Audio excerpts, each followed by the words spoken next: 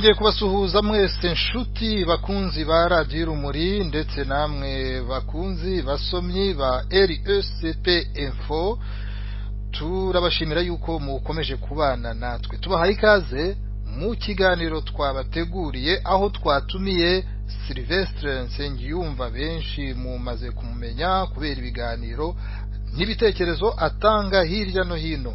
Nyuma yaho yumviye ikiganiro twagiranye na Ambassadeur Olivier Nduhungirehe, uyu nguyu akaba ari umunyamabanga wa leta muri Minisiteri y'Ububanyi n'Amahanga y'u Rwanda, akaba na Vice President wa PSD, ishyaka riharanira demokarasi n'imibereho myiza y'abaturage. Nyuma yaho kandi yumviye n'ikiganiro twagiranye na Tatien Ndorimana Miheto, bombi bakaba baragarutse ku kindi kiganiro twari twaragiranye na Perezida w'inama y'ubuyobozi bwa Jean-Paul Esiberi Gustave Mbonyumutwa. Ibiganiro byose byagarutse ku bijyanye na genocide, aho habaye impaka ku bijyanye n'uburyo bwo kwibuka genocide yakorewe abatutsi. Kuri abo batumirwa babiri ba mbere navugaga, ku mutumirwa wa gatatu nababwiye we wanongeragaho ko uretse no kwibuka genocide yakorewe abatutsi ko muri jambo ASBR banibuka n'ibindi byaha byibasiye inyoko muntu, kuri bo bakabona yuko hanabaye genocide yakorewe abahutu. Abatumirwa babiri ba mbere nababwiraga rero bo bakaba baragiraga bati habayeho genocide yakorewe abatutsi gusa, iyo genocide yakorewe abahutu nta yabayeho. Ibyo bintu bikaba byaranatumye yaba Ambassadeur Olivier Nduhungirehe yaba ndetse na Tatien Ndorimana Miheto bakaba barabibonaga ko mu gihe hari abashaka kongeraho no kwibuka genocide bita ko yakorewe abahutu, ko ibyo bintu babibona nko gupfobya cyangwa guhakana genocide yakorewe abatutsi. Impaka rero zabaye ndende.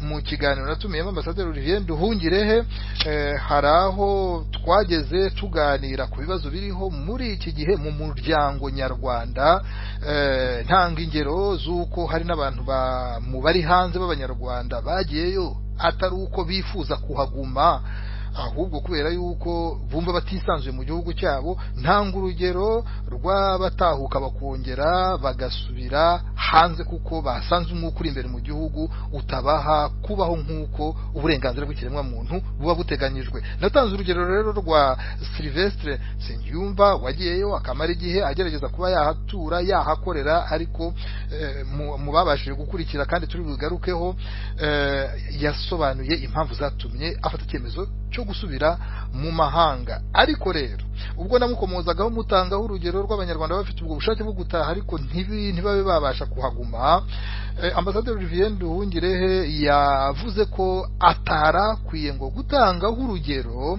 ngo kubera yuko yahise akomoza ku bintu twebwe tutazi, ngo yuko ashobora kuba ngo nta kibazo yagize mu Rwanda, ngo ahubwo ikibazo yakigize ngo n'ubutabera bw'i Dubai. Ngira abantu batagomba gutangaho n'urugero nko Sylvestre Nsengiyumva, ibibazo bye yanagize byazwe kandi nta nubwo nabigize mu Rwanda, yabigize i Dubai aho afite ibibazo n'ubutabera. Ngira ngo ibyo ntabwo twanabitindaho, impamvu ze ziba zizwi. Ibyo ngibyo ntabwo twabashije kubimenya, ariko kubera ko tutari twamutumiye kuri icyo kibazo twakomeje mu kiganiro tuvuga icyari cyatumye tumutumira.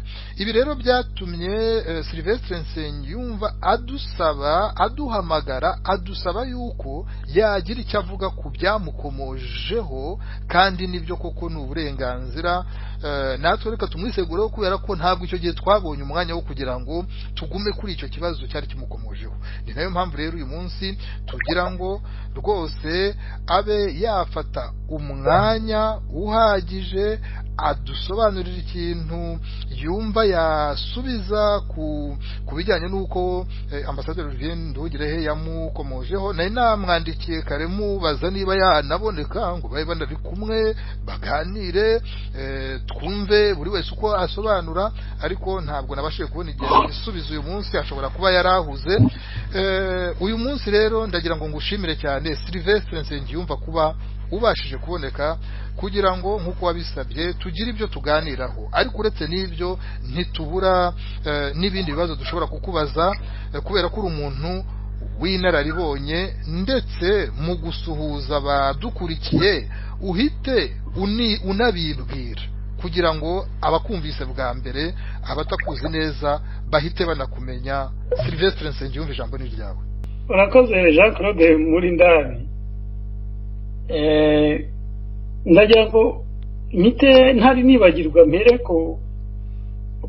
ku kantu wari uvuze ko ngo wagerageje gutumira Minisitiri Nduhungirehe muri iki kiganiro ngo tugirane impaka, ariko uvuga mu kinyabupfura cya Kinyarwanda no mu kinyabupfura wenda cy'umunyamakuru w'umwuga yuko ngo ashobora kuba atabonetse. Rero nagira ngo nkubwire yuko ahubwo yatinye kuza muri iki kiganiro kubera ko nari mpari. Ntabwo yakwemera yuko tugirana débat contradictoire, kimwe nuko hariya ataje nyine ngo agirane débat na bariya abantu bo muri Jambo ASBL. Ibyo we ibimubereye nukuza ari wenyine akidegembya, agatukana, agasebanya. Ubwo wenda turaza kubigarukaho. Unyemereye, ntago nshaka kumuvugira, nohereje ubutumwa kuri WhatsApp. Buryo iyo umuntu ayisomye urabibona, ariko ndabona yuko WhatsApp ye kuva aho nayohereje mu gitondo ntabwo arayisoma. Byo ni ibintu bigaragara. Nohereje no muri n'ubutumwa muri inbox kuri konte ya Facebook. Icyo mbona nuko naho atarabasha kuyisoma, ariko rero birashoboka yuko nohereje kuri mu bubiko bwe bwihariye ku giti cye muri Facebook, nohereza no kuri WhatsApp. Ndi kubibona neza yuko atarabisoma, ku buryo wenda ibyo wemeza nazareba igisubizo azatanga, noneho nkamenya koko niba yakwemera icyo mu Gifaransa bita débat contradictoire, kuba abantu baganira, umwe akaba yavugisha undi, yasubiza undi. Ubwo ngubwo nta kibazo, nzareba icyo azasubiza, ariko wowe uko wari ubivuze nuko ukeka ko atakwemera. Ubwo tuzareba icyo azabisubiza, kuko ntarasoma ubutumwa namwohereje, kuko iyo umuntu abusomye umuntu abibonaho kakamenyetso. Wakwikomereza, nari ngushimira. Okay, wenda ntaranabisoma, ariko ntacyo, reka uzanamutumire ku buryo buziguye.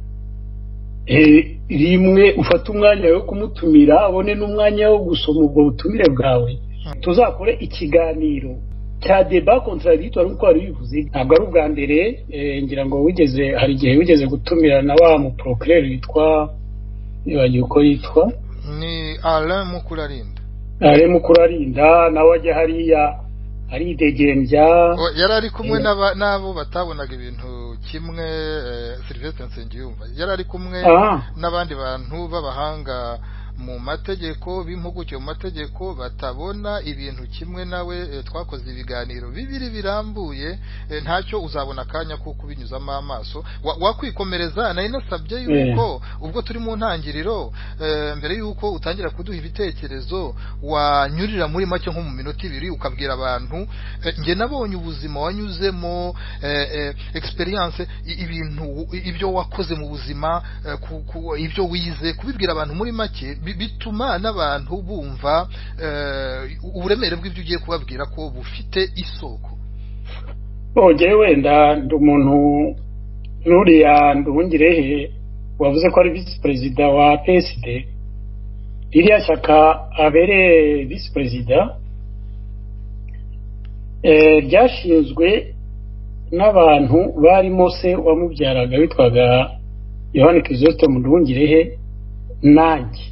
Numva nuko rero mvuze muri make ndi umwe mu bashinze ririya shyaka barimo bagaragura mu byondo hariya. Nkaba ndi mu bantu ba mbere bitabiriye demokarasi y'amashyaka menshi igihe Habyarimana yayemeraga icyo gihe twari mu bihe bikomeye by'intambara. Mu bantu barishinze bazwi cyane harimo ba Gatabazi, ba Ngango, ba Gafaranga, ba Nzamurambaho, nawe wari witanzeho urugero nyine wari uri kumwe nabo, hanyuma kongeraho Jean Chrysostome Nduhungire.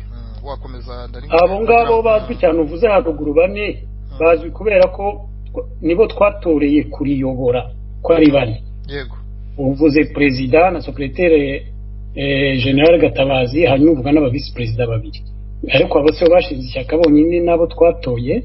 Ubundi twarishinze turi abantu benshi, tugira bureau politique ya mbere y'ishyaka,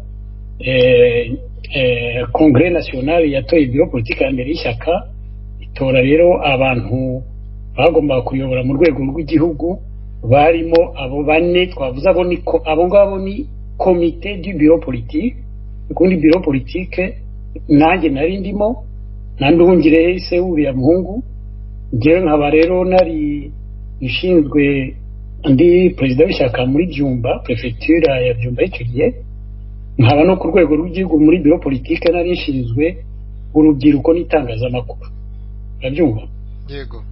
Hanyuma rero nkuko nabivuze muri cya kiganiro ndumva tutabitindaho cyane amateka yanjye, ngewe ubundi icyo gihe nari na perezida wa association Kanyarwanda, nari narashinze yakoraga ibyerekeye kurengera ikiremwamuntu.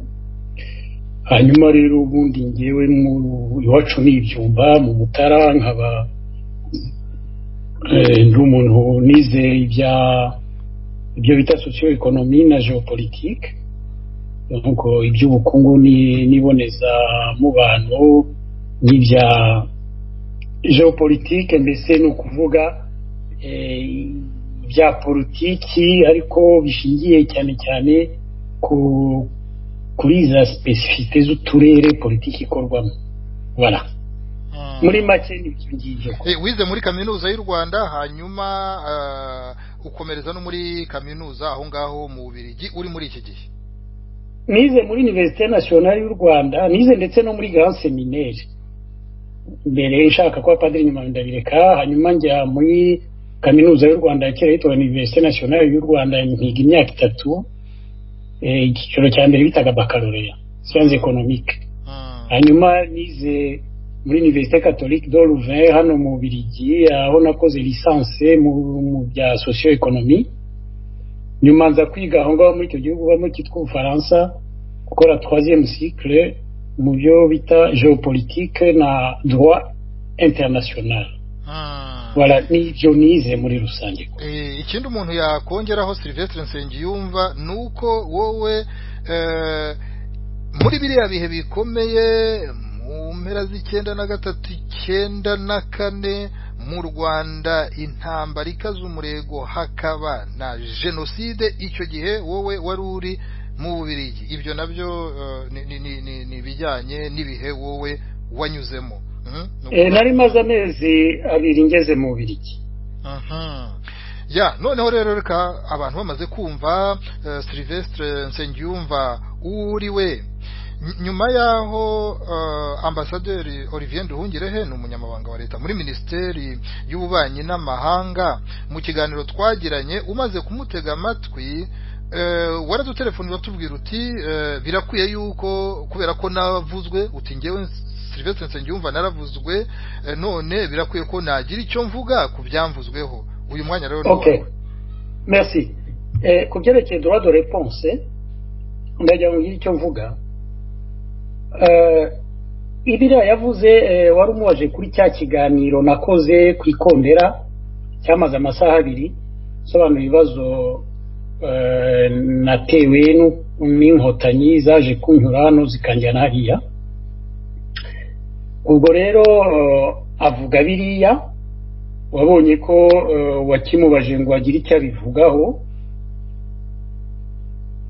Nibutse ibyo nari navuze muri make kugira ngo ari nabyo agomba kugusubizaho. Yego. Navuze yuko FPR inkotanyi baje kundambagiza nk'uko babikora ku banyarwanda benshi baba mu mahanga, bambwira ko bazangira secrétaire d'etat muri guverinoma, mbese nk'uriya mwanya uriya afite, urumva. Mbo ndagenda ngezeyo, ndetse bambwira bati kugira ngo ubone uwo mwanya banza urahire mu ishyaka, ndemera ndagenda ndarahira etc. Ibyo nabivuze, bashyira no muri biro politique y'iryo shyaka muri komisiyo ya relation internationale. Noneho barangije baranderega banyicazaho, umwaka urinda ushira nta kazi bampaye.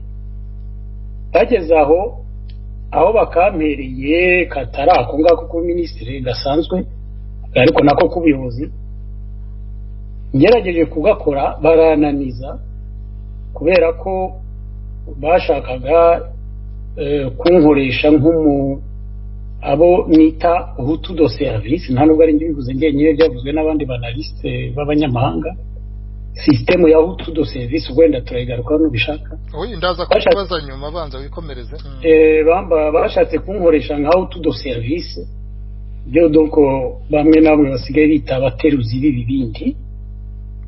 Ibyo bikunda kuvugwa cyane na Rudasingwa Theogene kuko system arayizi. Donc yavuze bashatse kungira umuteruzi w'ibibindi, njyanze nkoze resistance kuri icyo kintu, banyirukana kuba ako kazi bari bampaye. Banyirukanye nkora uko nshoboye, mbese nagiye mu gihirahiro gikomeye urabyumva, ariko nkora uko nshoboye nirwanaho, nkora ikigo cy'ubushakashatsi n'amahugurwa. Ngikoze nacyo baza kuntera, abasirikare babo barantera n'imbunda muri icyo kigo ku manywa y'ihangu, basahura ikigo, bavuga ko ngo bashaka imisoro. Birampungabanya, nibwo nafataga icyemezo cyo kuva muri kiriya gihugu. Barabisahuye cyangwa barabifatiriye barongera bari gusubiza? Barabifatiye. Mbo uzabikurikire muri icyo kiganiro nabisobanuye. Narabibonye kwari kugira ngo bisobanure. Muri make rero ni ibyo navuze, urumva, ntanga ubuhamya bw'ibyambayeho kugira ngo ndebe ko byafasha abandi bashobora kuzarambagizwa hateganijwe kubagirira nabi gutyo. Hanyuma rero bibajije uriya Nduhungirehe, we aho kugusubiza wahita avuga ati oya, nta bibazo yagize mu Rwanda, ahubwo yabigize Dubai, ngo aho afitanye, ngo yavuze ko ngo ufitanye ibibazo n'ubutabera. Ngo Nsengiyumva Sylvestre ngo afitanye ibibazo n'ubutabera bwa Dubai. Mbo urumva, mbese muri make aba aruriye kuvuga, gusubiza ku kibazo bamubajije ahitamo kunsebya, urumva, kuko niko babyita ibyo ngibyo. Urwo rubanza Nsengiyumva Sylvestre uvuga afite Dubai arufitanye inama, ndakeka ko ari kuryagagura iminwa, ukanamaze wendutse arufite mu ruhe rukiko akarya indi minwa, ukanamaze wendutse rwabaye ryari, ese ruracyahari, ese rwaraciwe, waba ufite jijoma yarwo, kuko avuga ko yanize amategeko muri Université Catholique de Louvain. Yarayize ko yayize mpari, wenda turabigarukaho. Niyo umubazutse aregwa iki muri urwo rubanza, nabyo ari kuryagagura iminwa.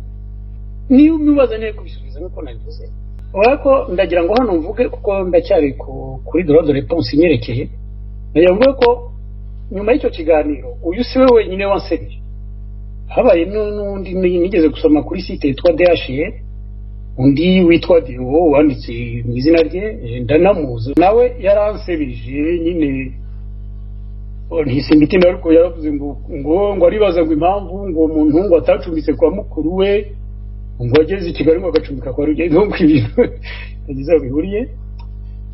Noneho undi nawe wiyita Mugerimani, niba ari Mugerimani, niba ari ngo Mudage, yishe inyuma y'iryo zina nawe yaransebije avuga nka biriya bya Dubai uriya yavuze wenda wasanga ari nawe ngire ariko Sylvestre Nsengiyumva utarakomeza ntago ari ukuguca mu ijambo ahubwo no kugira ngo abadukurikiye batagize amahirwe yo gukurikira ibiganiro bindi bibiri watanze binarenga bibiri watanze hirya no hino bisobanura ndagira ngo mbabwire ko ikintu kibanze nkomoza ku izina ryawe muri icyo kiganiro nagiranye na Ambassadeur Olivier Nduhungirehe rwari urugero nari ntanze rw'umuntu ufite ubushake bwo kuba asubiye mu Rwanda afite n'icyo yamarira igihugu ariko yagerayo nk'uko wabisobanuye akaba yahura n'imbogamizi abo bose bumva ko bahisemo kunsebya ku byerekeye ubuzima bwanjye bwite kandi wenda batanafite n'ibimenyetso badashoboye ahangaha icyo ngira ngo mvuge ndagira ngo mvuge yuko sindi bubatuke nanjye sindi bubasebye nanjye urumva uyu mukoro kubera ko ndi umuntu civilize kandi ni radio yavugiraho ndayubaha nawe uri civilize sindi bubikore ariko nagira ngo mboneho umwanya wo gutanga icyo bita warning mu cyongereza icyo bita avertissement urumva hari umugani baca mu kinyarwanda ngo uwigize agatebo ayurivu umuntu wese uri kumva iki kiganiro duhere kuri bari uzongera gukinisha kunuka natanga igitekerezo kuko ngewe sinzahagarara gutanga ibitekerezo narabyiyemeje muri revolution nzatanga ibitekerezo umuntu nzajya ntanga igitekerezo ntasubize igitekerezo agahitamo kubera ubuswa cyangwa ubugome bwa n'ibindi gushaka kunsebya no kunuka azamenye ko ubutaha je ne vais plus faire de cadeau nanjye nzamutuka nanjye nzamwandagaza nanjye nzamusebya nibyo bintu byoroha burya bibaho gutanga ibitekerezo c'est plus difficile burya nta munyarwanda unaniwe gutuka no gusebanya uwo mukino abantu bawureke twinjire mu ntambara y'ibitekerezo tureke gusebanya kubera ko nta turufu ririmo twese turabishoboye ni ukuvuga yuko mbese ibyavuzwe na Ambassadeur Olivier Nduhungirehe yuko ufitanye ikibazo n'ubutabera bwa Dubai nta byabayeho uvuye mu Rwanda mbere yo gusubira mu Bubiligi wabanje kujya gukora wari ufite gahunda yo kuba wagira ikindi kintu ukora nk'uko wabisobanuye mu kiganiro i Dubai wowe ariko ubu wasobanura ko nta bibazo ufitanye n'ubutabera bwaho muri icyo kiganiro cy'amasaha sinigeze vuga ubuzima bwanjye bwa Dubai kuko ça m'intéresse ntabwo abanyarwanda ibyo bibenterese keretse niba hari umuntu ubwo Nduhungirehe azamuvuga n'uwongera kumutumira waba uri asosiye muri izo business zanjye za Dubai ubu niwe byenteresa kandi nabwo byenteresa we nanjye ntabwo nta muntu umwe byenteresa kandi nakubwiye ko Nduhungirehe atashobora kuvuga urubanza mfite avuga ngo mfite kuko ngeze ntarwuzi ngo avuge uwo turufitanye ngo avuge urukiko urwo rubanza rurimo iyo avuge jijoma urwo rubanza rwatanze avuge n'ikirego avuga n'aba nararizwemo bose simple iyo batarimo gukora propagande urumva iyo batarimo gukora propagande ni ukuvuga guhimba ibintu gutekinika ibyo bita gutekinika urumva kubeshya baba barimo gusebanya nuko umuntu wagize nk'icyo avuga cyerekeranye n'ubutegetsi bwabo aho kugira ngo babivuguruze bavuge batuyu ibyo avuga si byo dore uko bimeze barimo gusebanya cyangwa barimo kumenasa donc threatening gutera ubwoba reka nguhe urugero rwa vuba ndangiriza aho ngaho kubyerekeye le système de communication umva ndagukurikiye rwose urugero rwa vuba ngaho rwerekeye uriya mudemokrate uriya mukobwa witwa Diane Shima Rwigara ejo bundi uri kunumwa yagiye kwiyamamariza kwa perezida w'igihugu abyumva araza akora manifeste programme ye nk'umuntu ushaka kuzayobora igihugu ndetse ashingana emuvuma manifeste programme ye ayishyira hariya ku meza akajya ahamagara abanyamakuru akayigifanda akavuga ati dore akavuga n'ibyaga y'ubutegetsi n'ukuntu avuga azabihindura etc nk'uko bigenda hano. Uwo mudamu w'icyo yarategereje kimwe natwe twese n'isi yose yategereje ko abo bahanganye nabo bazaniye abo programme bagakritika iyo ngiyo, urumva, bakavuga bati inyuma yatanga siyo, ibitekerezo avuga sibyo, dore twebwe ibyo tuzakora, dore ibyo twakoze etc. Bien no twagiye tubona bo icyo bakoze bagize batya, bafashe umuntu w'indaya wambaye ubusa, foto y'umuntu w'indaya wambaye ubusa, bahise bafotoshopinga bakubitaho umutwe wa Diane Rwigara, bahita bayipiburiya ku isi yose, baravuga ati voilà iyi niyo programme yacu. Urumva?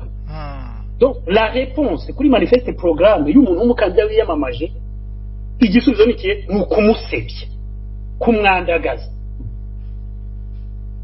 Umwe rututsi bukuru ushaka kutakwira hose. C'est ça le système. C'est ça le système de communication. Niyo mpamvu ngiye mvuga yuko natangiye mvuga biri niba ariyo système yabo bagomba kumenya yuko ubungubu turi muri revolution, ubundi ibintu byo kubifura byo kugira tuzabigaruka revolution yaranye byo kwiyo turi abantu bibashye turabisivilize, ariko muri revolution ntutega umutwe ngo kwita gafuni. Iyi mitwe yaratezwe ibutukuni twakwiswe yanama. Uyu aza kwintervona kujya gukurikirana abakoze abarevisionniste n'aba négationniste. Est-ce que ni procureur de la République, est-ce que ni ministre de la Justice, cyangwa ni ya excès d'oser y'abateruzi bibindi? Cyo nicyo navugaga. Iki kibindi agiterura gitumwe nande? Ese n'umurescape wenda tuvuye ngo afite legitimité nka wa undi miheto watumiye wagize cyane bivuga nivuga ko wavuga utiwe n'umurescape afite akantu ka legitimité. Bo nawe turaza wenda kumugaruka ngo wabivuze. None utarakomeza oya mbabarira gatoya, utarakomeza ubundi wa mugani icyo kibazo legitimité no kuvuga umuntu ubaye ari mu mwanya koko gukora icyo gikorwa. Hari umunyarwanda se udafite kuba afite uwo mwanya muri biriya bikorwa? Oui, abanyarwanda bose je suis désolé, abanyarwanda bose ntabwo bafite responsabilité, la légitimité yo gukondana abandi. Bivuga abijyamo nkandi ko tuzwa ministre secrétaire d'État aux affaires étrangères, atari procureur, atari ministre w'ubutabera, ajya gukukirana jambo bimureba. Ça c'est une chose. Cyo kibindi ntabwo agomba kugiterura, nubwo umuteruzi ibindi ajya aterura ibindi, aterura ibyo bamutumye. Icyakabiri umva tumurescape wenda ngo tuvuye tuti intervenye nk'umurescape. Tungo nuko ngo hariya ibintu bushyangutsi bw'abahutu do service, ibyo ngibyo abantu bajye babimenya. Ikindi hariya yagiye kunyataka jewe navuze mu kiganiro cyanjye yuko ari FPR inkotanyi niyo yaje kunyura, kuko burya ni nayicyura bari kuvuga ko ibaha imyanya, kuko PSD nta myanya itanga hari. Ariko ubundi mbabarira icyo kintu kirakomeye. Ubundi iyo FPR nigomba gucyura abantu cyangwa umuntu ku giti cye ni uvuga ati ngewe ndumva noneho ubu ngubu najya mu gihugu cyanjye, umuntu niwe ubwo burenganzira ushobora no kubuharanira nk'uko wabivuze yuko ari nayo nzira urimo. Ubundi kuki hagomba kubaho ngo iryo shyaka rigomba gucyura? Hari ishyaka rigomba gucyura abantu cyangwa abantu ubwabo nibo bagomba kumva ko igihe kigeze, hari igihe cyo kugira ngo abe yataha, cyangwa ko igihe kitaranagera, cyangwa Jean Claude, peu importe ibya byose wataha uryo cyangwa rya gucyura, ngewe niryo ryaje kunyura, ibi nibyo turiho. Ibyo rero baza kunyura navuze nyine uko banywe n'ikibazo nagiranye nabo, ni iryo shaka nabijyanye aho FPR inkotanyi. Uyu ari muri PS, ese ajya kunyataka nkandi? Ese anyataka ko ari nge icyo kibazo nareze FPR nyine niyo na kondana ko nkoze biriya. uyu ni umupeside ubu ajya kwivanga muri ibyo nkandi icyo kibindi cyo yagitumwe nani ni umupeside avuga ko ari muri peside sinigeze mvuga ko yanyuye sinigeze mvuga ko yapropose kuba minisitiri sinigeze uyu nguyu ajya kwivanga mu bi iri ngibi rero Samamene yabiranye byo kukubwira ni n'aba bantu n'aba victime wayicara hariya kubera presiyo babakoraho na humiliation akumva agomba gufata za initiative urumva za initiative batamubajije zirenze niyo mpamvu bakora ibintu by'amarorerwa niyo mpamvu iriya systeme ya hutu do service y'abateruzi b'ibibindi ni systeme abantu bagomba kurwanya kuko ni systeme nta handi iba urumva ngewe j'en profite muri iyi droit de réponse kugira ngo mbisulinye yuko uriya muhungu yahagurutse yaje kuri yawe ariko ubundi yazajya no ku zindi n'izindi ajya kudefanda ibintu bitamureba kuko ibyo ashinzwe muri guverinoma birazwi mu ishyaka ry'ibyo ashinzwe birazwi ibya FPR abyivangamo ariko wasobanurira abantu icyo wita nta nubwo ari nawe wenyine ukoresha iryo jambo kuvuga ngo hutu de service bishatse kuvuga iki hakoreshwa abahutu gusa cyangwa no mu yandi moko nabo bashobora gukoreshwa ibyo mugaya kuki iyo nyito wayisobanurira abantu impamvu ikoreshwa reka nigusobanura iyi nyito yaje inkotanyi z'igitsinda gifata ubutegetsi niho abantu bavumbuye ibyo bita mu gifaransa duplicité yazo mu bintu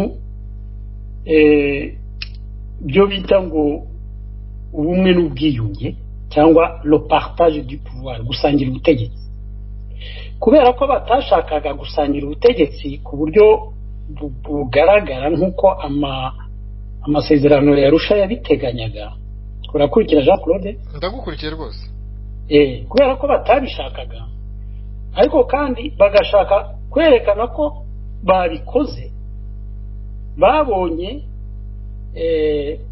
amayele niko nabyita iyo bita tekinikage nyine bo ni nako babyita nyine bagita gutekinika yo kuvuga bati tuzajya dufata abantu b'abahutu tubashyire mu maposte noneho ariko bere kugira responsabilité nimwe bagira bere kugira akazi uretse kubakoresha évidemment nk'amapunda nyine bateje ibindi ariko nta responsabilité igaragara bafite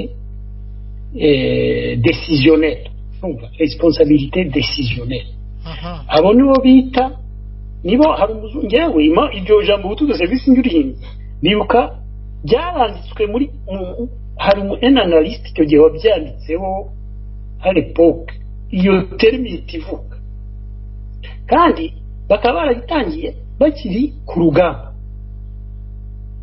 aho bagiye bafata witwa Colonel Kanyari bamugira president wa FPR kone president agafata nyuma n'abandi nyine baraho ngaho bavuga ngo naba officier muri FPR b'abahutu ariko batazi iyo biva niyo bijya urashaka kuvuga barizinde babiseruka bamashe tusa bo le système niki nuko uyu muntu turamushyira hariya donc politiquement diplomatiquement abagaragara yuko ntuza organisation yacu irimo abahutu n'abatutsi ndetse harimo n'abahutu bayobora urumva ariko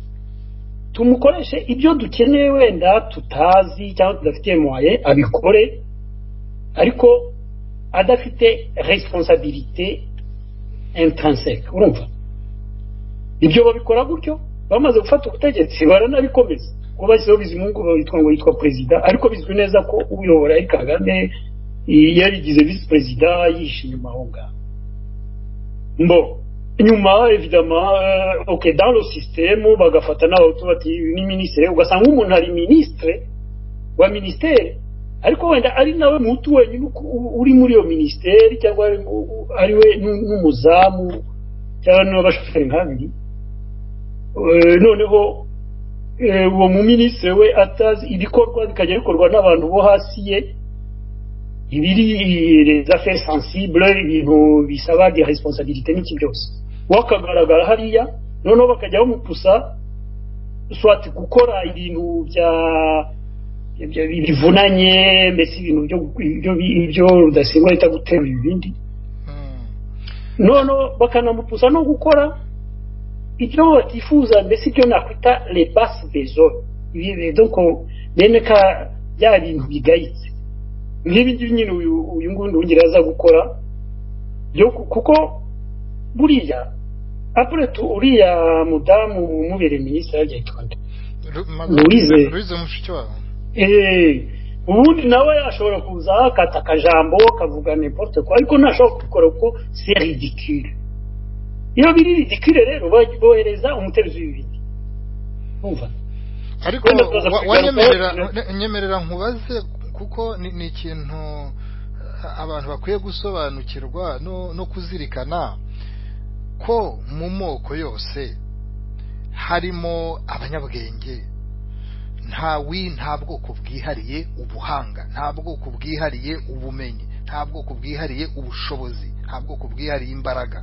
kuko ibyo uri gusobanura no kuvuga ngo abantu bemera kuba ibikoresho umuntu uzi ubwenge kubera urumva we biterwa n'iki niba abantu bemera kuba ibikoresho kandi barize bafite n'ubwenge kimeza bafite n'ubushobozi bwo kuba bakorera igihugu kandi bakagikora mu buryo navuga bwiyubashye bwiza buboneye kubera iki hejuru y'ibyo ngibyo wowe ubona ko hari abemera kuba ibikoresho kugusubiza ariko wenda birasaba ndabikomoza ariko bizasaba wenda ikindi kiganiro ariko hano ni nka bya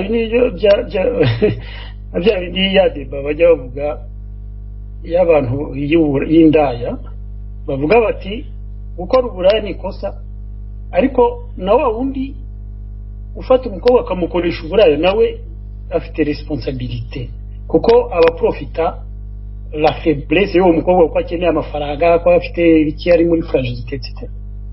Hano responsabilité zirahari bariya bafite ubutegetsi bareba abantu bagaprofita fragilité yabo noneho bakabitiriza bafite une responsabilité ikomeye cyane kurusha niya bariya ngiye kuko bariya abandi bita victime uretse ko victime nawe afite responsabilité nkuko ubivuga bariya n'abanyabwenge rwose ntungire n'umuntu uzwi ko azi ubwenge uriya Olivier yitwara abanye Ruvera Neve nabiriya yize duwa ubundi arabizi habyica bizi nyine wenda turaza kugaruka kuri cya kiganiro ukuntu agenda arega bariya ubwo muri jambo ukaba wagira ngo nta nubwo azi amategeko urumva donc hari responsabilité ziri double hari umuntu uri ku butegetsi uburyo uri ku butegetsi n'uri muri ufite rapport de force icyo ubundi ategerejweho ni ukugerageza kwiyapuya kuri force z'abantu ayobora urumva nk'uri utegeka igihugu akiyapuya kuri force z'abanyarwanda ko zirahari akaba arizo akoresha kugira igihugu gitere imbere ariko hano ukabona ko we yahisemo kwiyapuya kuri za faiblesse z'abantu pour des intérêts machiavéliques urumva uretse ko bigeraho nyine sur le court terme mu gihe gito abona ko arimo akora business arimo tekinika ngo biri gucamo ariko ni ibintu umuntu yavuga muri rusange kuko atari umuntu umwe bigaragaraho wabuhoze bivuga kuki abo bantu bose b'abanyabwenge bemera bakajya muri ibyo bintu byo kugira ngo umuntu ubwenge bwa bushyire ku ruhande ubuhanga yifitemo bushyire ku ruhande abe yabigenza nk'uko uri kubisobanura kuko si umwe si babiri si batatu ni ibintu abantu bakunze kubona kuki abo bantu bemera kugwa mu bintu nk'ibyo en fait buri muntu wese aba afite ikintu byo bita ngo icyo yikura donc buri muntu afite ce qui le fait marcher dushobora kuba effectivement nk'uko bivuga on peut faire une analyse de type individuel ukabuti ntungire uriya Olivier ukajya mu buzima ukabuti iki kimwe kubera ko ziriya systeme ahangaha wenda ngira icyo mbivuga ziriya systeme za dictature ni systeme vicieux ba screening umuntu urumva bakaba bati uriya afite faiblesse runaka kubera sosi sola noneho reka tumufatire hano abyumva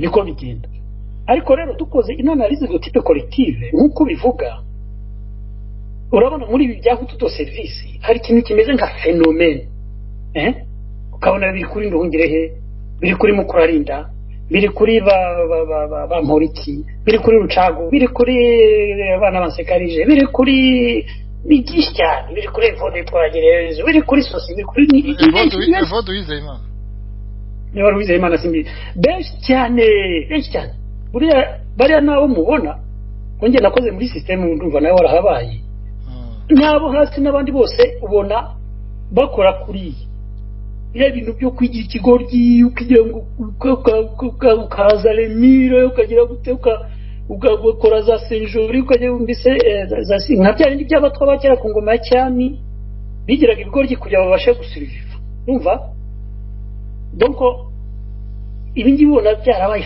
phénoménal bibaye ku buryo bisaba une analyse de type collective kugira ngo twumve aho bituruka kuko ku ngoma y'isi twagira abahutu nayo habayeho abo twakwita Tutsi do service bahaga akazi n'iki ariko bo collective ntago byabaye phénoménal nk'ubu ngubu kameme wabonaga bagerageza nabo kujongera bagakora za stratégie de survie muri système bagahakwa bakagira bate bakajya ndetse hakaba n'abagira excès d'oseille nka Ruhashya bavuga ngo Ruhashya inyenzi wagendaga nyine yagera mu Bugesera nk'inyenzi 6 zarashisa rimwe akaba yakwicara abatutsi bose bahatuye ndetse n'abahutu bari kumwe nawe bakabotura kabya etc. Iyo c'est un exemple ariko ntago byabaye phénoménal nk'ubu ngubu ku buryo rero bisaba peut-être une étude bisaba yabandi kiganiro kindi abantu bakabyanaliza aho bituruka kubera ko ni ikibazo gifite n'ingaruka zikomeye gikabangamiye abanyarwanda bose baba muri communauté y'abahutu yaba muri communauté y'abatutsi kuko kiriya kibazo gituma ibyo mpora mvuga yuko hagomba kubaho igihe cyose imishyikirano ihoraho hagati ya za communauté donc ibyo nita négociation communautaire permanente kugira ngo abantu bubake une nation bubake igihugu biriya bituma négociation communautaire idashoboka urumva nta bishoboka kuko la communication iri force yona nk'umuntu wowe uzi ko azi ubwenge uzi ko yize uzi ko etc none akitwara nk'umuntu w'ikigoryi ubwo se wa negosia nawe nta negosiamo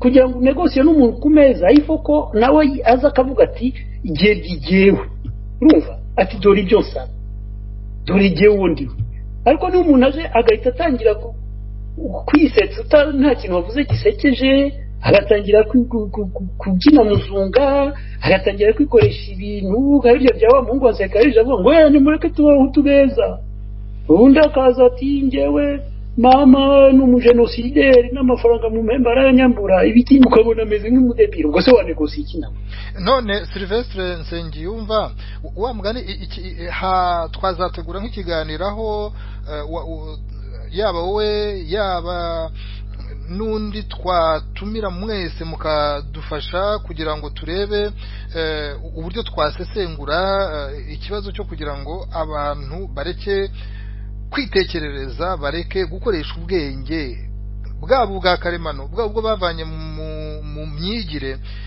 noneho no kureba n'ingaruka yabyo n'uburyo ibyo bintu byo gusa nkaho umuntu ashyira ubwenge ku ruhande akaba yakoreshwa rimwe na rimwe n'ibidakwiye kugira ngo turebe uretse n'ingaruka ariko n'uburyo byabonerwa umuti.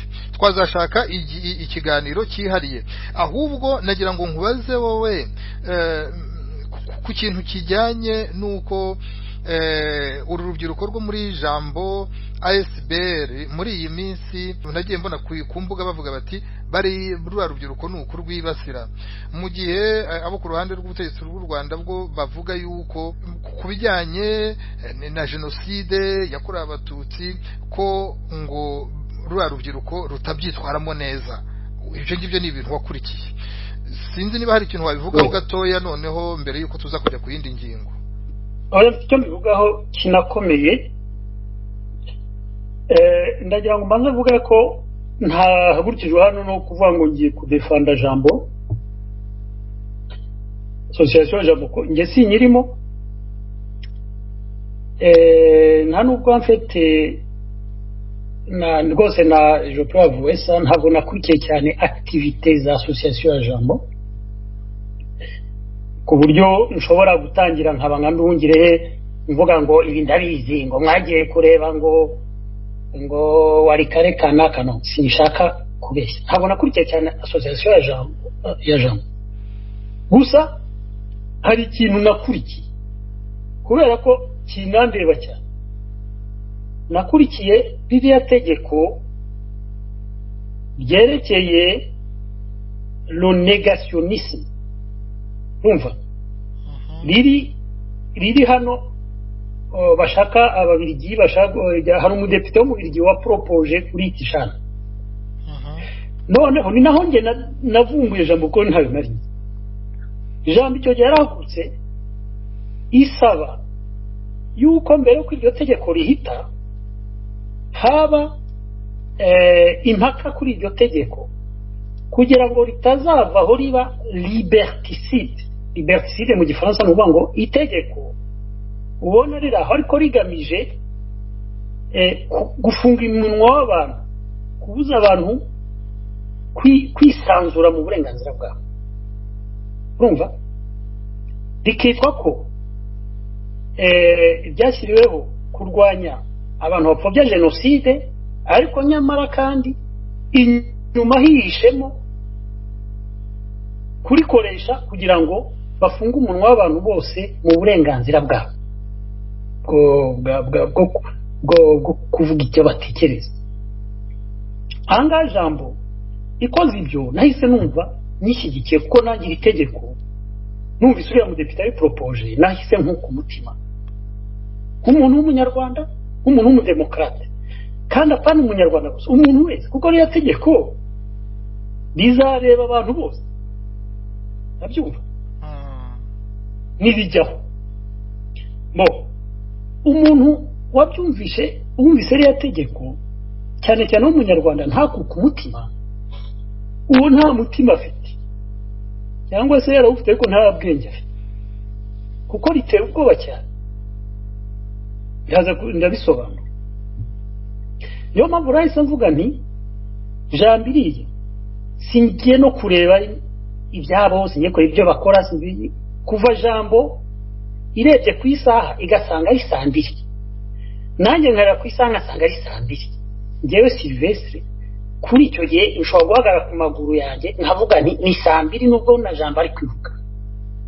Urumva alors Jambo rikoze ibyo, ngiye kubona mbona hari kampanye itangiye bigaragara ko iyobowe na leta ya Kigali yo gusenya Jambo encore une fois. Nk'ibyo nahoze mvuga haruguru ya système kuri système de communication yabo, aho kugira ngo bavuge bati Jambo reba ibyo uvuga reka tubijye impaka, bahita bakwepa aho bati reka twatake Jambo tubasebye, tuvuge ko ari abanegationiste, tuvuge ko ari abagenocide, ko ari abantu b'abagenocide, tuvuge ko bagiye kubonana na FDLR etc. Urabyumva? Aha rero niho nge mvuga nti je ne suis pas d'accord avec ça. Ibi bintu ntabwo ari byo, c'est injuste. Nkagira ngo mpamagarire abantu bose kwitwara nk'uku nitwaye kuti kubera ko iri tegeko umuntu wese ko ritamureba aho ngose wari iri tegeko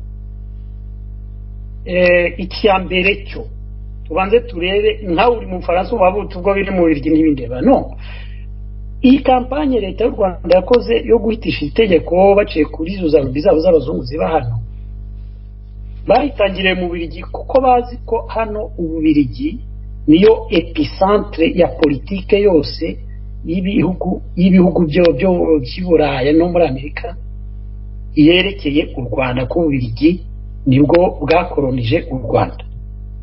Biriya bihugu byose yaba Amerika y'Ubwongereza y'Ubufaransa iyo babonye ikintu igihugu Ububiligi bukoze cyerekeye u Rwanda, Uburundi na Kongo nabo bajyanisha aho ngaho. Bivuga ngo iri tegeko niritorwa hano rizahita ritorwa no mu bindi bihugu ku buryo bwihuse nta na discussion bizaba ari kopie kole. Icyo ni kimwe. Dore bivuga ngo umunyarwanda wese ndetse n'umunyamahanga wese uri ku isi aho ariho hose iri tegeko rizamugeraho. Urumva?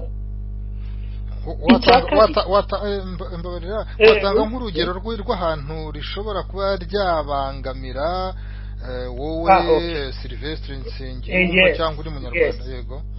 Yes, nubona nk'ubu iki kiganiro ndi kuguha ibi nk'ibi navuze harya ruguru mvuga nti négociation communautaire hagati y'abahutu n'abatutsi igomba kuba abangaba bigira abateruzi b'ibindi etc. Hari ushobora kuvuga ati biriya yavuze ari gukora ari gupfobya jenoside. Urumva? Oui, ashobora kubivuga akamonta ikirego akakijyana. Iri tegeko rito gukora imeze. Niyo mpamvu itegeko rigomba en fait ntabwo jambo yigeze ivuga ngo iri tegeko ngo ntirizabeho. Ijambo yavuze ibyo nanjye navuga kandi ibyo nawe ugombye kuvuga n'ibyo n'umuzungu n'umushinwa agombye kuvuga. Yaravuze ati ijambo yaravuze iti rizahita ariko tubanze turigeye impaka tumenye ikizitwa gupfobya jenoside n'iki. Ese kugira umuntu bazavuge ko yapfobye jenoside au terme ya ririya tegeko azaba yavuze iki, azaba yakoze iki, azaba yagize attitude yitwaye gute comportement, azaba ya fréquence ndi. Urumva? Kuko urabona nk'ariya par exemple ngo nk'urugero uriya ndungirehe muri cya kiganiro yaguhaye urabona ko atinyuka kuvuga ngo kubera ko Gustave Mbonyumutwa yagiye gutemanya pour Mateo Ngirumpatse Arusha agahita avuga ngo ubwo ngo ni umujenosideri. Tu t'imagines? Hari naho ndungiraho avuga ngo uriya mukobwa witwa Uwaselo ngo yagiye ngo kubonana n'abantu bari bafungiye Arusha bagizwe abere. Ni ubyivugira uzongera ugisubiremo. Ntugira ngo yagiye kubona abantu bagizwe abere ngo donc ngo uwo muntu nta kuntu yakana ko atari umunegationniste. Bivuga ngo uretse gato ni ibijyanye n'ibyo ngibyo yavuze kuri Barore na mugenzi we yuko yavugaga ko ngo bagiye kureba ngo imbonera kure n'abantu ngo bandi. Reka icyo ndi bugereho reka tubanze icyo navugaga nicyo cyarusha cyanshotse cyane. Uretse ko namubazaga niba bifite ibimenyetso. Niyo yaba bifite baragiye wenda buriya banagiyeyo. Donc kuri we Lord agiye kureba umuntu wagizwe umwere s'il vous plaît. Ibyo bivugwa n'umuntu ngo wita umunyamategeko ministre w'igihugu wize Université catholique de Louvain le droit akavuga ngo uwo mukobwa yagiye kureba Arusha abantu bagizwe abere bagizwe abere na tribunal international ngo kubera agiye kubareba ngo byerekana ko ari umunegationiste.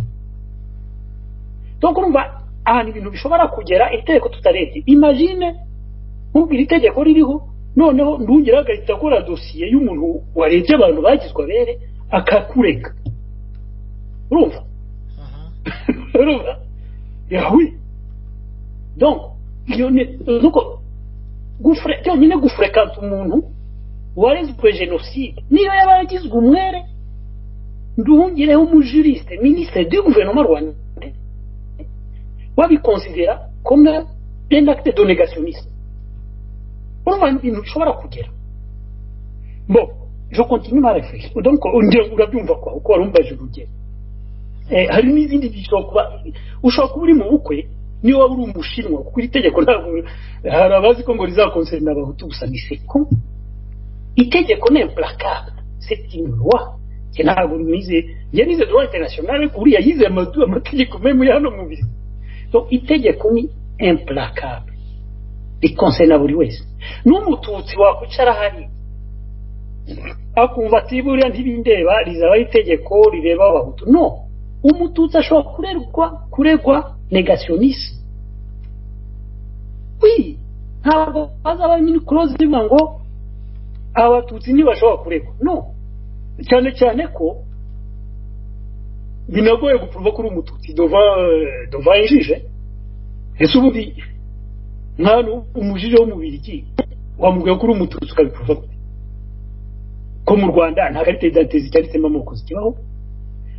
Kagame nawe ubwe ndari ngo bavuga ko ngo nta batutsi n'abahutu bakibaho na ndungire yaravuze ejo bundi wenda turabigarukaho. Uba kureze none we ukagenda ufite ari muti nzavuga ko ndi umututsi ukavuga ko uri umututsi akaba ati commence babipruva gute atata uretse kuko ni kuvuga irite uko wenda ushobora kubona utari wariranze kunduza. Donc ikintu wavuga ngo ingoma waze za témoignage zo bazibaza association yibuka bazibaza za association zingizi nyine izi zirimo zipromoting ari no tegeko kandi zo ziri inféodé kuri regime Kigali. Tuvuge batatse nk'umututsi tuvuge dufate Rutabana cyangwa dufate Nyamwasa bakamukora dossier yuko afite ingenga bitekerezo yajya akavuga ati ngende umututsi ibingibi ntabwo ari byo. Jeje akavuga ati no nawe uziko umututsi abo yabaza akavuga ati mubaze bazimubaza bitemanya uwo babaza bariye bakavuga bati no ntabwo ibyo tubizi ko ari umututsi c'est n'importe quoi. Abyumva ça c'est une chose. Deuxièmement niyo wabasha gupruva kuri umututsi ntabwo bivana ku itegeko ritagukonsera. Nta namwe bivana ntabwo bazaba barimo close ngo cyo kora ngo umututsi ntajya kuzaregwa. Niyo mpamvu ushaka kuvuga yuko ijambo yarashe ku ntego nziza waba uyikunda utayikunda icyo ni ikindi kibazo. Waba uri muri mouvance yayo politique icyo ni ikindi kibazo. Ariko hano uri concerné. Urumva? Niyo mpamvu rero ngira ngo ndangize nsaba yuko abantu bahaguruka tugakora contre campagne yo kurwanya iriya kampanye yo gusenya jambo bayisenya ku bibazo itapoje. Ubwo ndasaba mpere ku bantu bitwa ko bahagarariye abanyarwanda cyane cyane bo muri diaspora. Ubwo turaya ku mashyaka ndahamagara uwitwa Rusesabagina Paul utegeka impuzamashyaka yitwa MRCD bere ku mashyaka akomeye. Ndahamagara witwa Jerome nayigize iki aho ko ndi buhagarukweho utegeka ishyaka ryitwa RNC rikomeye. Ndahamagara witwa Justin Bahunga utegeka ishyaka ryitwa FDI rikomeye. ni vice perezida wa kabiri. Ni vice perezida wa Justin Bahunga. Justin Bahunga ni vice perezida wa kabiri kuko presidente ni Victor Ingabire Umuhoza, vice perezida wa mbere ni Boniface Twagirimana, hanyuma Justin Bahunga. Reka duhamagare Boniface Twagirimana. Okay, Boniface arafunze nawe arafunze. Ubwo duhamagare Justin nyine Bahunga niwe narimvuze ko niwe nyine. Nibyo rwose nibyo. Utakaza iminota yose. Mbo, rero duhamagare uwitwa Rudasingwa Theogene utegeka ishyaka ryitwa Ishakwe. naryo kamwe rifite rikomeye. Duhamagare uwitwa Ngoma kuko ubu ngone duhamagare witwa Matata uzwi cyane mu byerekeye kudefanda kiremwa muntu n'abandi ntavuze hano ntavuze bambabari. Abantu bose qui compte urumva les personnalités qui compte bavuga ko baduhagarariye nkatwe abademokrate b'impunzi n'iki byose nibigaragaze muri iki kintu ko kirakomeye. Bamonte une contre-campagne yo gufasha jambo yuko habaho deba kuri ririya tegeko kuko niri pass uko rimeze rizaba liberticide rizadufunga umunwa twese rizakora dega ziteye ubwoba haba ku banyarwanda haba no ku bandi bose bakunda u Rwanda binteresa ku Rwanda bashobora kugira ikintu bavuga kitajyanye mu murongo w'ibyo leta y'agatsiko y'Kigali ishaka. Abyumva nicyo nashaka kuvuga kuri kiya kiganiro Nduhungira yakoze cyerekeye Jambo SBR na la loi anti-négationnisme contre le génocide tutsi. Ya ndagira ngo ngushimire tujye ku yindi ngingo ari nayo isoza kuko ubunararibonye bwawe bwakabaye buza bwunganira abandi banyarwanda mu gutuma u Rwanda rw'ejo ruba rwiza kurusha uko turubona muri iki gihe. Uraza no kutwibutsa nyuma yaho utahukiye wavuye muhe mwaka kugeza muhe mwaka kuko wahabonyemo ibintu byinshi ari naho hatuma warongeye ukicara ukavuga uti hari igikwiye gukorwa kugira ngo ibitagenda bigarurwe mu nzira nziza. Ni naho tugiye gusoreza. Wowe urabona uburemere bw'ibibazo abanyarwanda barimo wenda abafite ubutegetsi kuri wowe ushobora gusanga batabiha uburemere bw'ingaruka bishobora kugira abanyarwanda wari utangiye uteza akamu uvuga uti nyamuneka abantu nibahaguruke bicare hamwe barebe ukuntu babibonera umuti.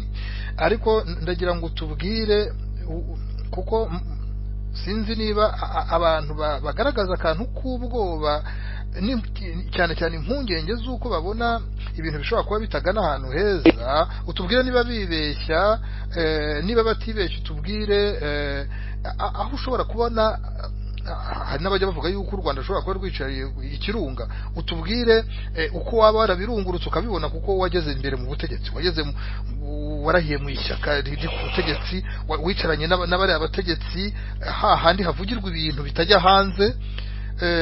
Ushobora kuduhishurira ukatubwira uti nyamuneka hari ibintu bidasanzwe bitagenda bishobora guturika muri ubu buryo none kugira ngo turamire igihugu dore ibikwiye gukorwa.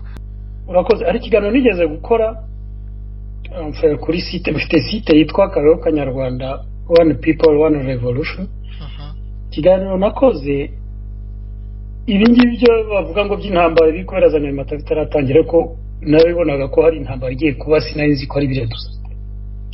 Aho nibazaga nise ko intambara igiye kuba igiye gusanga u Rwanda ruhagaze rute ku buryo itazatuviramo yuko tugira ibibazo nk'ibyo yindi yaduteye. Kuko urabizi we Jean Claude yuko iyi ntambara ibaye igira pression kuri societe y'igihugu ibayeho ku buryo abantu isanze bajegaje iyi societe ijegajega noneho birashwanyuka. Ntambara ni nk'imvura mbese y'umuhindo n'imvura y'ibiza iguye hari nk'amazi atatane akazu kanyeganyegaga niko n'ubundi gashwanyuka. Nahise nepengera ibibazo byari mu Rwanda ibyo nita amasinde y'abanyarwanda bapfaga yatumye intambara iteye byarashwanyutse noneho bikatugeza hariya kuko n'ahandi haba intambara ko ntibijya bigera hariya. Ubu rero kugira ngo usubize ikibazo warumbaje iyo grid analyse irobi kugira urambaje uti se igihugu ko gihagaze nabi cyangwa gihagaze neza. Ikintu cya mbere cyatumye u Rwanda rushwanyuka kijya gihe hari ikibazo cy'abahutu n'abatutsi cyo nise isinde ry'ubwoko kwa masinduzi cyari cyo bana bavuga ngo nge na Jean Claude dufitanye amasinde ngira ngo icyo bivuga okay hari by'amoko abahutu n'abatutsi les deux communautés tuzifashe gutyo zitwa ko zifitanye ikibazo hari ikibazo cy'abahutu hagati ya communauté y'abahutu harimo ikibazo cy'abakiga n'abanyanduga cyo nakwita clivage régional urumva cyo ryari isinde rikomeye ryatravesega la société rwandaise hari ikibazo cyerekeye ibyo nakwita la justice sociale hari injustice sociale hari akarengane gashingiye ku busumbane bukabije bw'abanyarwanda cyane cyane mu rwego rw'ubukungu n'imibereho y'abaturage urumva la fracture sociale hari abashomeri benshi bakennye hari abandi bakize bakora aferisme hari inzara gikongo rukagira kutya ngo yabaye etc hari un problème de fracture sociale ikomeye hari ikibazo cya kane isinde rya kane nibyo nise le déficit démocratique urumva hari ikibazo cy'uko abanyarwanda bari bafite inyota yo kwisanzura ariko hakaba hari igitugu ya dictature urumva hari abantu bavuga bati twebwe twararyamiwe abandi bafite imyanya bafite amaposte bari ku meza bafite ababona amashuri tuyabona etc ikandi cyangwa bati natwe dushaka kuvuga natwe dushaka gushinga amashyaka natwe dushaka etc le déficit démocratique ibyo bintu ko ari bine intambara iteye byari donc ibyo bibazo byose ko ari bine bya ayo masinde yahise yexprima noneho birashwanyuka nibyo byatanze iriya explosion igihe yageze hari hapfa za miliyoni z'abantu ubu ngubu rero kugira ngo usubize ikibazo cyawe biroroshye nuko rero tuti se ubu noneho bihagaze bite isinde ry'ubwoko ndungire utumye ngaruka kujya ndungire hano mu kiganiro cyawe we yaravuze ngo mu Rwanda ubu ngo nta nukimenya umutu n'umututsi ngo ibintu byaratekanye ngo abantu bameze neza abivuga ari umuhutu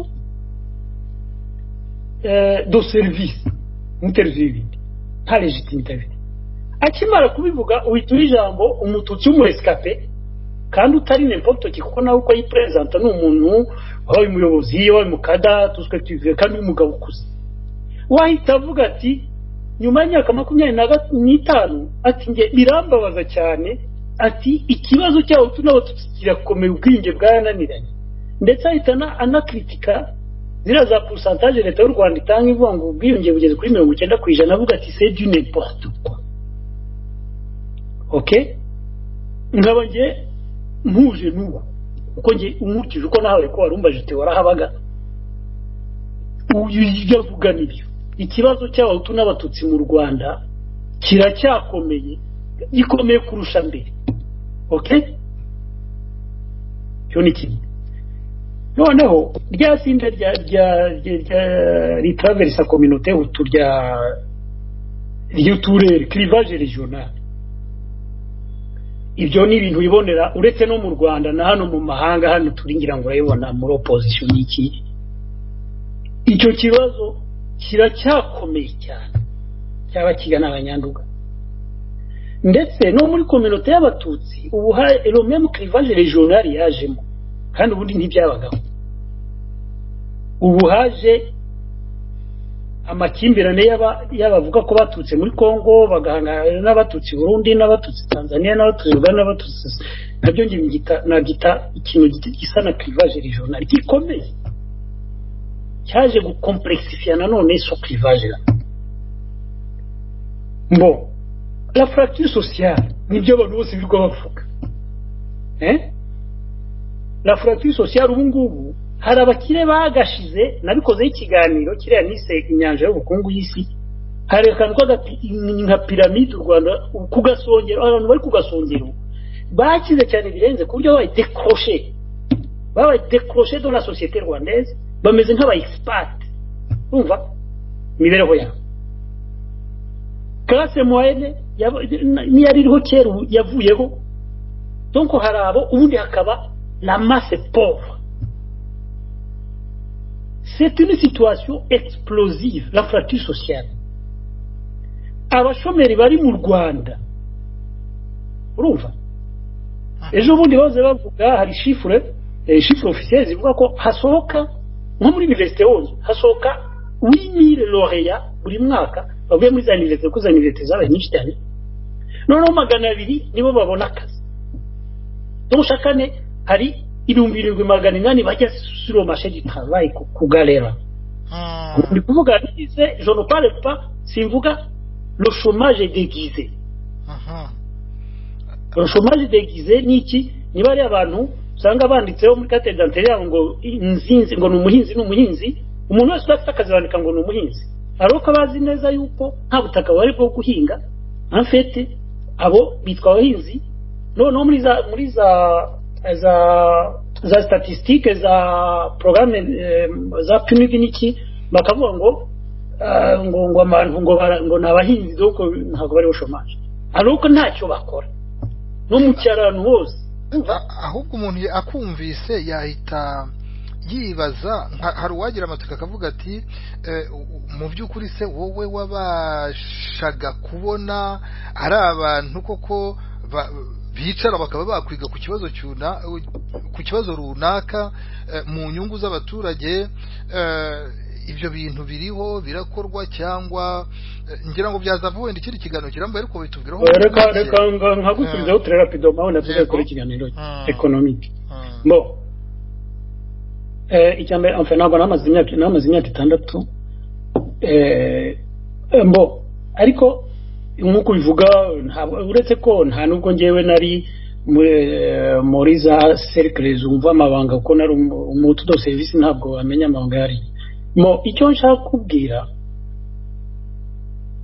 waruvuze ngo ubona ari abantu biga namaze kubwira ko kari agasongero ka pyramide kari décroché none se wakwiga ibibazo by'igihugu utakitaye utakinakita perezida wonyine uyobora agasongero aba mu Rwanda icyumweru kimwe mu kwezi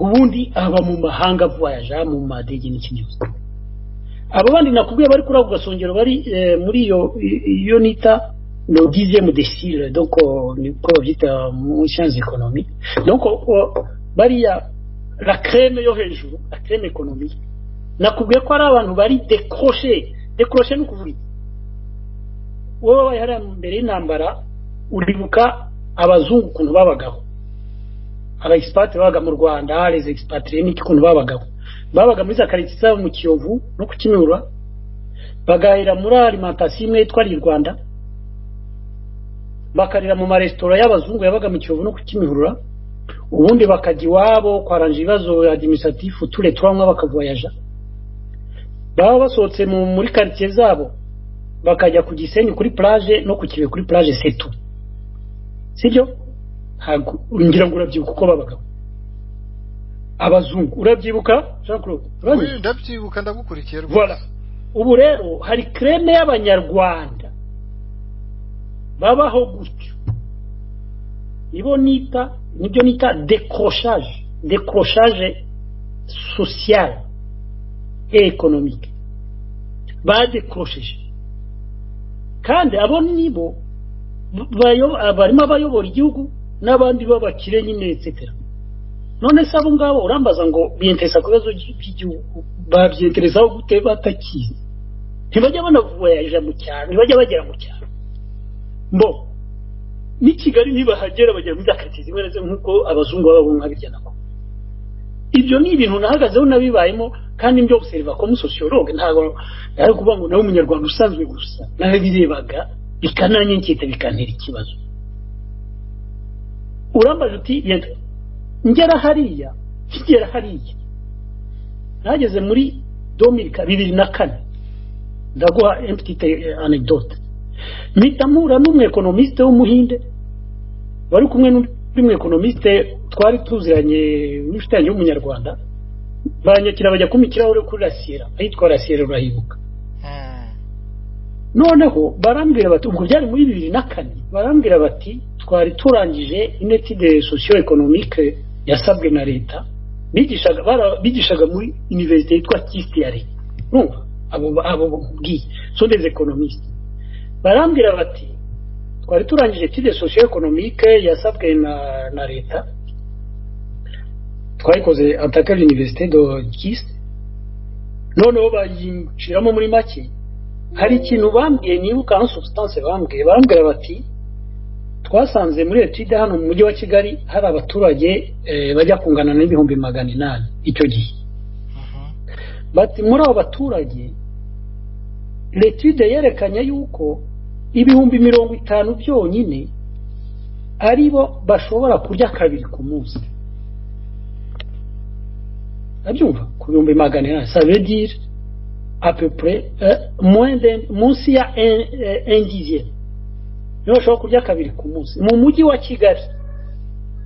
Kandi bakavuga bati c'était une étude quantitative ntago bipanshaga kureba la qualité yo kumenya ngo barya neza cyangwa barya nabi no kumenya gusa umuntu wakoze ku munwa saa sita kongera akakora nimugoroba peu importe ibyo yari umva. Ça c'est une chose. None kandi bakavuga bati uretse ko nanjye nabibonaga bati ubwo mu mujyi wa Kigali witwa ko ari wo uconcentre toutes les ressources pratiquement 90% des ressources du Rwanda. Kuko u Rwanda rwo ubundi hirya ya Kigali ubundi u Rwanda rusa naho rutanahari. Hakaba hari iyo indicateur mu mujyi wa Kigali. Donc ça te montre ibyo nita la fracture sociale ukuntu imeze. OK? Ubu byarimo ni muri 2004 ariko ubu abantu kuko icyo gihe ikirayi ko cyaguraga ngiye nari matuye ndabizi ubu ngubu ikirayi ku isoko rya Kimironko kikujye nk'icoro 20. Donc uvuga ngo en termes relatifs iyo indicateur ubu yari yagravi. Uretse ko iyo tide bambwira ko ngo abonye ari catastrophique leta irayibikanye. Bon ubwo nsubije icyerekeye fracture sociale.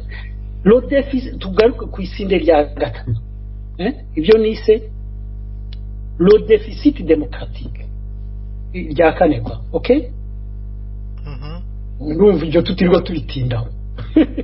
Mu Rwanda murabizi ko bimeze n'umuntu yamamarije kuba president bahita bamufunga wari wese nta kosa rindi yakoze uretse kwiyamamariza kuba president. Hamaze gufungwa abantu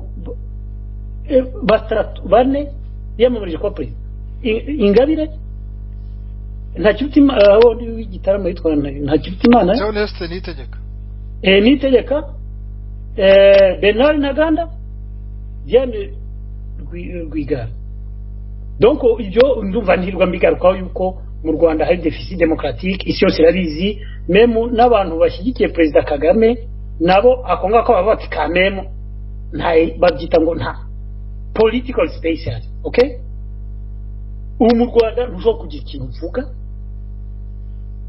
uhitamo kujya munsi gitanda kawe kivugira kandi nabwo inuza imatora yabishobora kukureka. Ariko Sylvestre Nsengiyumva mbabarira nguce mu ijambo gatoya kuko umuntu iyo agukurikiye ahita noneho yibaza wowe ukuntu byagenze kugira ngo ku muntu wabaye mu bantu bashinze ishyaka rya PSD umuntu akumvise ku mitekerereze yawe n'imyemerere yawe ukuntu noneho iyo miterere y'ubutegetsi wumva utemera na gato wabashije kuba wari uri muri izo nzego zari ryashyaka byagenze bite? Niba arakurikiye cya kiganiro natanze ku ikondera ko wavuze ko agikurikiye navuze ko njye nabaye umuyobozi umwaka umwe gusa nanze kuba umuteruzi w'ibindi baranyirukana umwaka umwe gusa.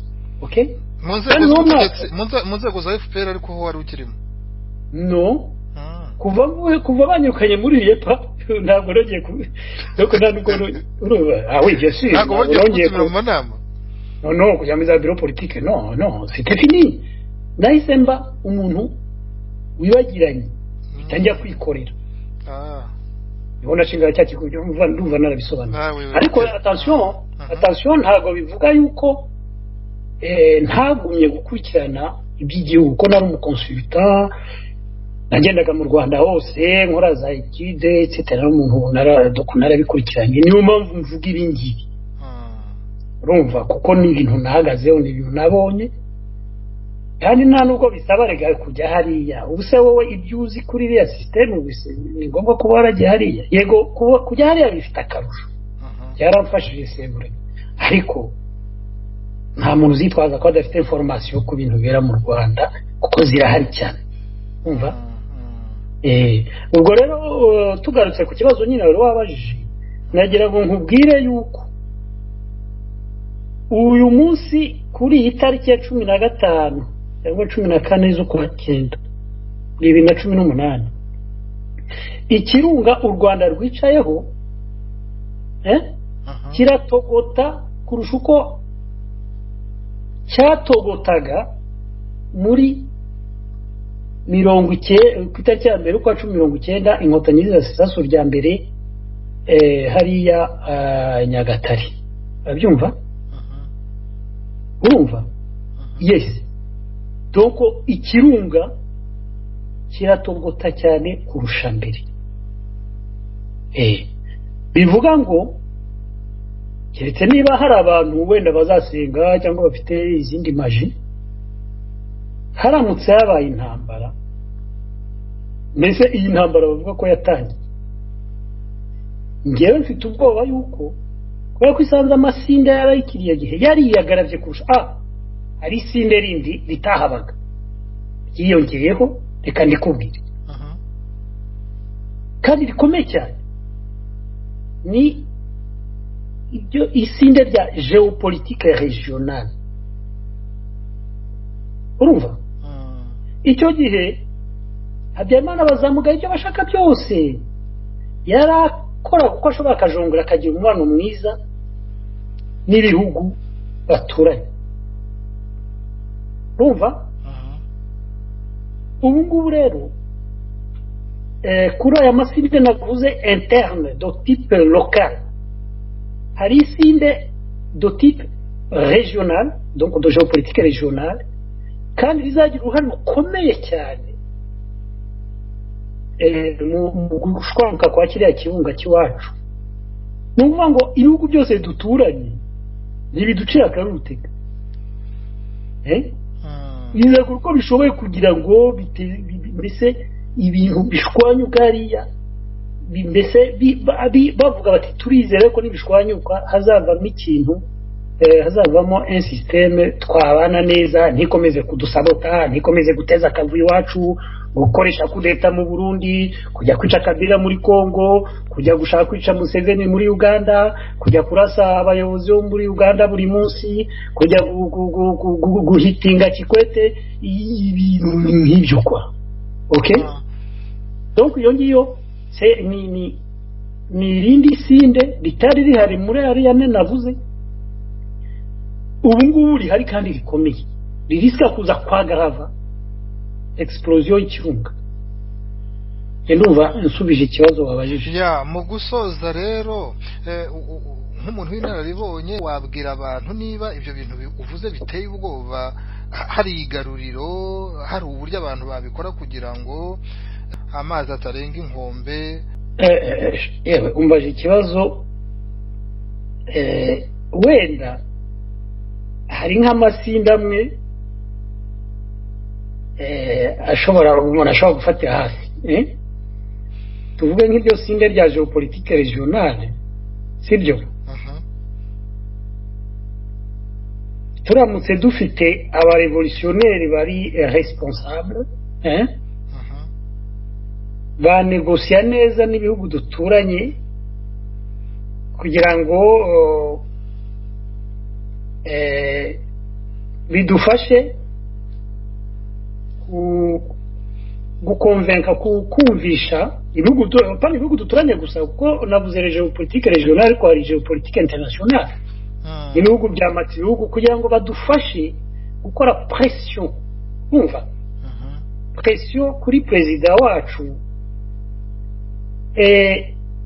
arekura ubutegetsi nta mbarutsi ibaye imbarutsi ubwo ndavuga nka kurya indege yaguye Habyarimana donc arekura ubutegetsi en douceur hatabaye intambara ikomeye, hatabaye imyivumbagatanyo mu gihugu ikomeye, niyo solution yonyine ishoboka. Ariko birasaba yuko ko nahoze mvuga amazina y'abayobozi ba opposition hano, abangaba nabo birasaba yuko bava muri utu tuntu twabo, ko nabyo wenda tuzabikora ikiganiro n'ubushaka. Iyo opposition urabona ko yasohokanye za clivage navuze haruguru, ikabikomeza nyuma y'imyaka 24 zikirikiraho. Aba bantu bundi bare uko kwiyunga nibo bonyine igihugu giteza amakiri, bagashyira hamwe kugira ngo noneho par exemple niba bagiye nko guconvaincre par exemple les États-Unis d'Amérique, bababwira bati nimukore pression kuri president ko nimwe mushikiye ni etc, cyangwa bakajya nkariya mu Buholandi bakavuga ati niwe tuzi ko mufasha u Rwanda miliyari zingana gutya, ni bakajya mu Bwongereza etc. Ariko bazumvikana uko bashyize hamwe. Urumva Rusesabagina najya kureba Theresa May avuga ati ngiye magaririye nuza MSD yonyine, ndetse bamubaza bya FD yakayisebya cyangwa bamubaza arabisa kayisebya n'urugero, bazaba ati c'est pas sérieux, kuko nahava wenda Nyamwasa nawe akajyaho nawe agasebya Rusesabagina etc. Ubwo icyo tuskaje badiye urumva. Il faut ko abantu bashyira hamwe bakumva ko ikibazo cy'u Rwanda gikomeye cyane, kirenze n'utuduti kutwabo. Uri gusoza nagira ngo ubu turi gukora ikiganiro nkubwira ko mpise mbona ubutumwa buva muri ministeri, ni kuri Twitter, Minisiteri y'Ubutabera mu Rwanda ivuga ko inama y'abaministre yemeje ifungurwa ry'abagororwa 2140, muri bo hakaba harimo Kizito Mihigo na Victoire Ingabire Umuhoza. Urumva yuko mbese ari hashingiwe ngo ku bubasha bwa perezida wa Repubulika bwo gutanga imbabazi nyuma y'ubusabe bwabo muri Kamena 2018. Urumva icyo cyakwitwa yuko ari nk'intambwe itewe? Ariko asho kamsa, urumva umaye information ariko ngiye kugusubiza asho. Urumva ikimbiye ise ijyana muri kibazo warubajije. Ibi birerekana iki? Birerekana yuko Nyabimata iri abantu birirwa basuzugura n'iki byose itangiye kugira effet, ibyo bitangiye kugira ingaruka, kubera ko ubu birerekana ko kongera numva ko mu Rwanda ngo hari tension n'iki byose. Birerekana ko uyu mugabo atangiye kuvuga ati ça c'est bien vraiment, kuko nta muntu n'umwe ufite ubuzere intérêt dufite kuvuga ngo Kagame ngo bazamufate bamukure mu muhanda nk'uko bakure Kizina Kadafi. Biriya c'est pas nécessaire. Urumva icyo dushaka ihinduka, dushaka yuko ibintu bihinduka. Niba atangiye kumva akankuba bafunguye bano bantu b'intwari zacu, nagira ngo nensiste hano mvuga yuko Kizito Mihigo, Victoire Ingabire ari intwari z'Abanyarwanda. Okay? So bwa mbere ndivuga nabivuye ku yandi maradiyo ariko yawe miyuriyeho, arakoze kuba afunguye izi ntwari ebyiri, ariko ntibihagije. Setempa ngenda yisaliwe, ndamushimiye. Nizere ko ejo azafungura intwari yacu Diane Rwigara, agafungura intwari yacu Bernard Ntaganda, numvise ko bamusuje muri gereza, agafungura wondo hoze ubwaro Buteho Neste, agafungura n'abandi. Noneho bidakeneye yuko intambara iva Nyabimata ngo igere Huye, igere Gitarama, igere Kigali. Okay? Agafungura abo bantu, yangiza akanafungura negociation zo kugabana ubutegetsi, agafungura abantu bakavugana.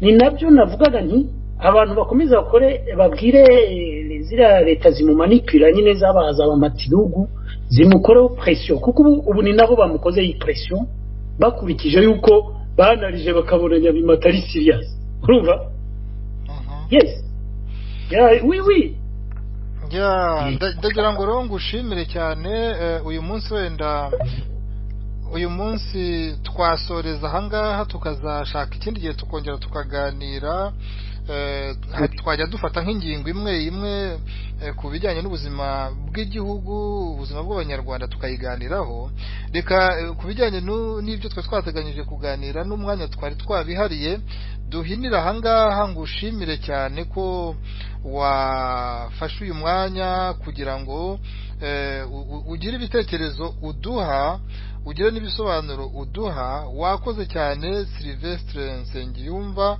ndakwifuriza ibihe byiza kandi n'abadukurikiye mwese mugira amahoro aho muri hose turabifuriza ko ibyiza mwifuza kugeraho byabahira ahasigaye naho ubutaha mwese mugira amahoro n'imigisha y'Uwiteka.